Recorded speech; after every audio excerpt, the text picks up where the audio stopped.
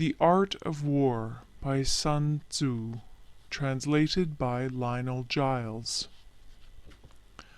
Part 7. Maneuvering. Sun Tzu said, "In war, the general receives his commands from the sovereign. Having collected an army and concentrated his forces, he must blend and harmonize the different elements thereof before pitching his camp. After that comes tactical maneuvering, than which there is nothing more difficult.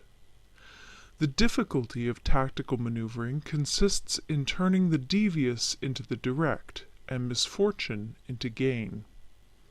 Thus, to take a long and circuitous route, after enticing the enemy out of the way, and those starting after him, to contrive to reach the goal before him, shows knowledge of the artifice of deviation. Maneuvering with an army is advantageous, with an undisciplined multitude most dangerous. If you set a fully equipped army in march in order to snatch an advantage, the chances are that you will be too late. On the other hand, to detach a flying column for the purpose involves the sacrifice of its baggage and stores. Thus, if you order your men to roll up their buff coats and make forced marches without halting day or night, covering double the usual distance at a stretch, doing 100 li in order to wrest an advantage, the leaders of all your 3 divisions will fall into the hands of the enemy. The stronger men will be in front, the jaded ones will fall behind, and on this plan only 1/10 of your army will reach its destination.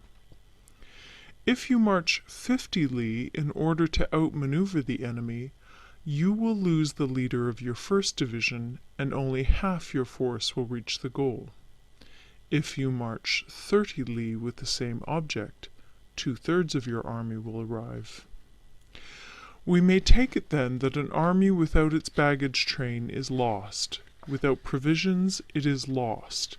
Without bases of supply, it is lost. We cannot enter into alliances until we are acquainted with the designs of our neighbors. We are not fit to lead an army on the march unless we are familiar with the face of the country, its mountains and forests, its pitfalls and precipices, its marshes and swamps. We shall be unable to turn natural advantage to account unless we make use of local guides. In war, practice dissimulation, and you will succeed. Whether to concentrate or to divide your troops must be decided by circumstances. Let your rapidity be that of the wind, your compactness that of the forest. In raiding and plundering be like fire, in immovability like a mountain. Let your plans be dark, and impenetrable as night, and when you move, fall like a thunderbolt. When you plunder a countryside, let the spoil be divided amongst your men. When you capture new territory, cut it up into allotments for the benefit of the soldiery. Ponder and deliberate before you make a move. He will conquer who has learnt the artifice of deviation. Such is the art of maneuvering. The Book of Army Management says, "On the field of battle, the spoken word does not carry far enough. Hence the institution of gongs and drums. Nor can ordinary objects be seen clearly enough. Hence the institution of banners and flags. Gongs and drums, banners and flags, are means whereby the ears and eyes of the host may be focused on one particular point.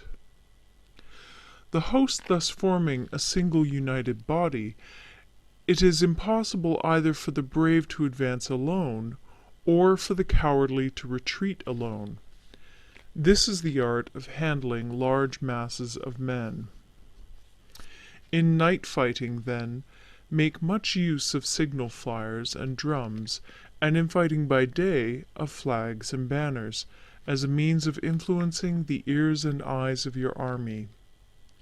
A whole army may be robbed of its spirit. A commander-in-chief may be robbed of his presence of mind. Now, a soldier's spirit is keenest in the morning.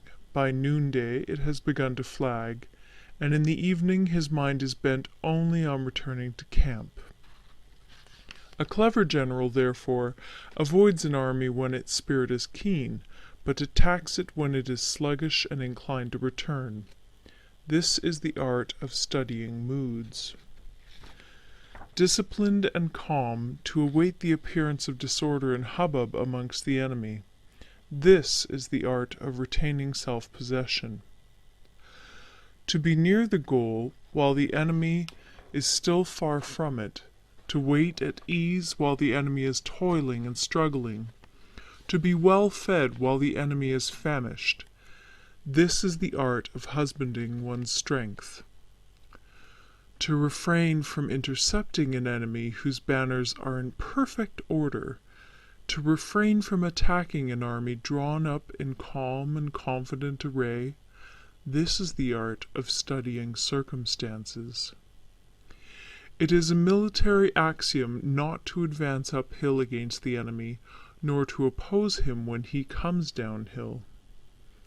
Do not pursue an enemy who simulates flight. Do not attack soldiers whose temper is keen.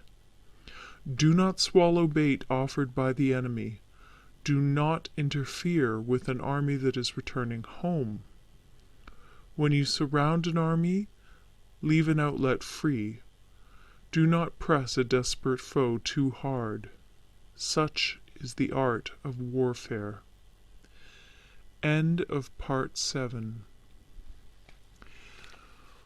Part 8. Variation in Tactics. Sun Tzu said, "In war, the general receives his commands from the sovereign, collects his army, and concentrates his forces. When in difficult country, do not encamp. In country where high roads intersect, join hands with your allies.